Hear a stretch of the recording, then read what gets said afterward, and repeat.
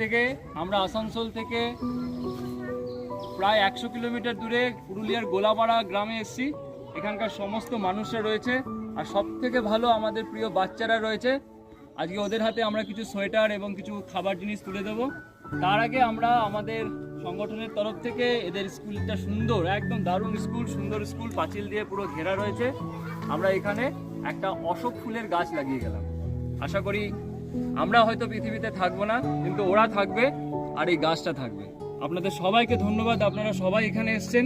আমাদের আসানসোলবাসীর তরফ থেকে আপনাদের জন্য অজস্র ভালোবাসা। আজকে বাসটা বসাচ্ছি বাচ্চাদের সঙ্গে নিয়ে। আস্তে বাবু, আস্তে করে বাবু, এবার তোমার সরে আমরা লাগিয়ে চলে যায়, এবার তোরা চলে যায়, এবার তোরা চলে যাবে।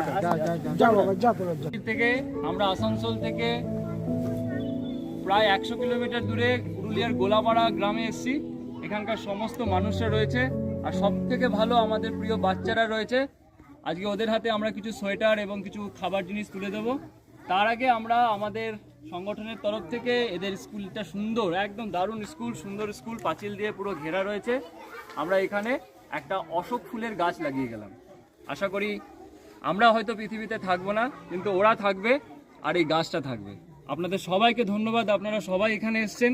আমাদের আসানসোলবাসীর তরফ থেকে আপনাদের জন্য অজস্র ভালোবাসা। আজকে বাসটা বসাচ্ছি বাচ্চাদের সঙ্গে নিয়ে। আস্তে বাবু, আস্তে করে বাবু, এবার তোমার সরে আমরা লাগিয়ে চলে যায়, এবার তোরা চলে যায়, এবার তোরা চলে যাবে। যা বাবা, যা তোরা।